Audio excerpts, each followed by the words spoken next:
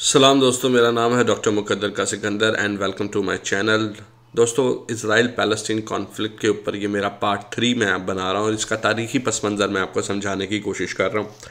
दोस्तों, इस दौरान बहुत से लोगों ने मुझसे सवाल पूछा कि आखिर ये बनी इसराइल वाले हैं कौन, असल में इनका शजरा नसब है क्या। तो दोस्तों, असल में इनका शजरा नसब है हज़रत याकूब अलैहिस्सलाम से। हज़रत याकूब अलैहिस्सलाम जो थे वो हज़रत इब्राहीम के पोते थे। हज़रत इब्राहीम के दो बेटे थे, हज़रत इस्माइल और हज़रत इसहाक। दोनों नबी थे। हज़रत इस्माइल भी नबी थे और हज़रत इसहाक भी नबी थे। हज़रत इब्राहीम हज़रत इस्माइल को मक्का वाली साइड और उनकी जो वालदा थी हज़रत हाजरा, उनको मक्का वाली साइड पे छोड़ आए थे। फिर आपको पता है कि वहाँ पे जमज़म का कुआं और वो मदीना में आबाद हुए जाके, ये सारी की सारी कहानी आपको पता होगी। हम बात शुरू करते हैं हज़रत इसहाक से। हज़रत इसहाक को, अब यहूदी जो है वो हज़रत इस्माइल को इज़्ज़त की निगाह से तो देखते हैं लेकिन इनको नबी नहीं मानते। वो कहते हैं कि हज़रत इब्राहीम के बाद नबूवत जो है वो हज़रत इसहाक के पास आई, जबकि हम इस्लामी रवायत के हिसाब से पहले हज़रत इस्माइल और फिर दैन हज़रत इसहाक के पास गई।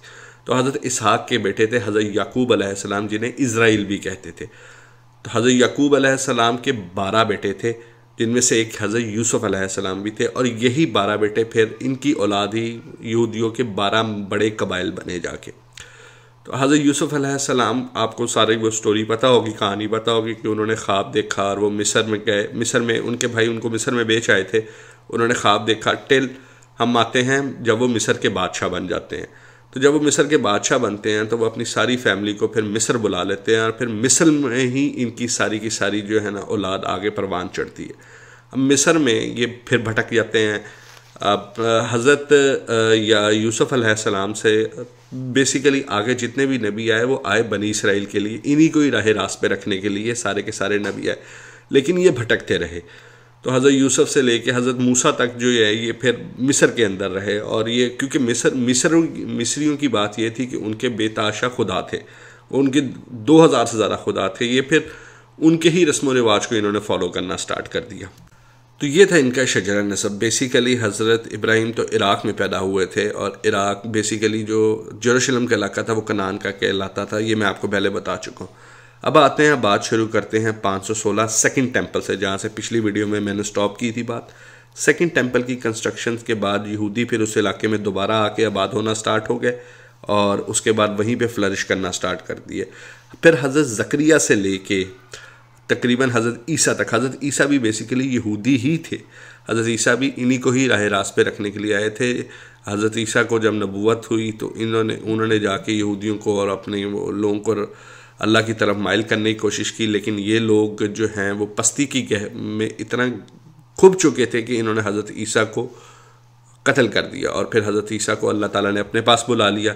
ये सारी की सारी स्टोरी भी आपको पता होगी। अब हुआ ये कि हज़रत ईसा के 12 हवारी होते थे। उन हवारियों में से एक हवारी थे सेंट पॉल। सेंट पॉल जो थे उन्होंने अपने आप को यहूदियों से अलहदा कर लिया और उन्होंने एक नए मज़हब की बुनियाद रख दी। हज़रत ईसा को सेंट्रल फिगर बना के, मरकज़ी फ़िगर बना के ईसाइयत की बुनियाद रख दी। वहाँ से फिर जो ईसाइयत जो है वो यहूदियत से अलहदा हो गई। और इसके साथ साथ ये इलाका पहले चाल्डियन एम्पायर के अंदर आता था, जो कि बेबीलोन के बाद आए थे, लेकिन फिर ये इलाके को रोमियों ने फ़तह कर लिया था। ये रोमन एम्पायर के अंडर आना स्टार्ट हो गया और रोमन इस इलाके को रोमन जूडा के नाम से बुलाते थे। हज़रत ईसा चूँकि इसी इलाके में पैदा हुए थे और जेरूशलम के आसपास के इलाके में ही परवरिश पाई थी और यहीं पे ही अपनी नबूवत का दावा किया था, तो बेसिकली जेरूशलम शहर और ये इलाका क्रिश्चियनिटी यानी कि ईसाइयों के लिए भी फिर मोतबर माना गया। इसीलिए मैंने आपको बताया था पहले में कि 3 मज़ाहिब के लिए, यहूदी, ईसाई और इस्लाम, तीनों के लिए ये इलाका जो है इंतहाई मोतबर और इंतहाई अहमियत का हामिल है।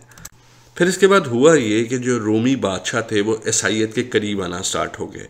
वो ईसाइयत के मज़हब को पसंद करना शुरू हो गए। तो तकरीबन हज़रत ईसा की वफ़ात के 150 साल बाद टाइटस नामी रोमी बादशाह ने आके सेकंड टेंपल को तबाह कर दिया, जिसकी बाकियात दीवारें गिरिया अभी भी, अब आप स्क्रीन में देख रहे होंगे, स्क्रीन पे आपके सामने होंगी, अभी भी बाकी हैं और यहूदी उसकी पूजा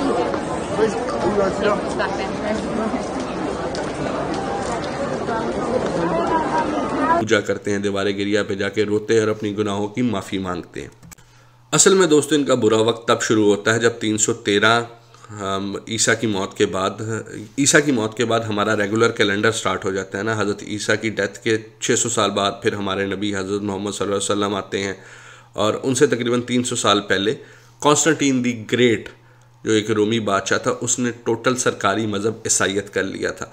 अब ईसाई तो फिर इनको बहुत बुरा समझते होते थे और इनको अपने से नीचे समझते थे और इनको मारते थे, क्योंकि इन्होंने हज़रत ईसा को मारा था, ईसाईयत की नज़र में हज़रत ईसा को मारा था, जो कि सच भी था।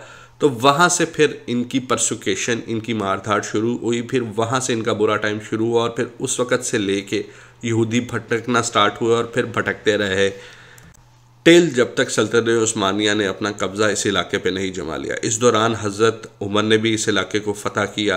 हज़रत उमर ने कई जंगें भी ईसाइयों के साथ लड़ी। उस वक़्त हज़ूर सल्लल्लाहु अलैहि वसल्लम के ज़माने में भी अगर आप कुरान में देखें तो ईसाइयों को रूमी कह के बुलाया गया है। उस वक़्त चूँकि रूमी जो थे वो ईसाई थे, तो इस वजह से ईसाइयों को रूमी कह के बुलाया गया है।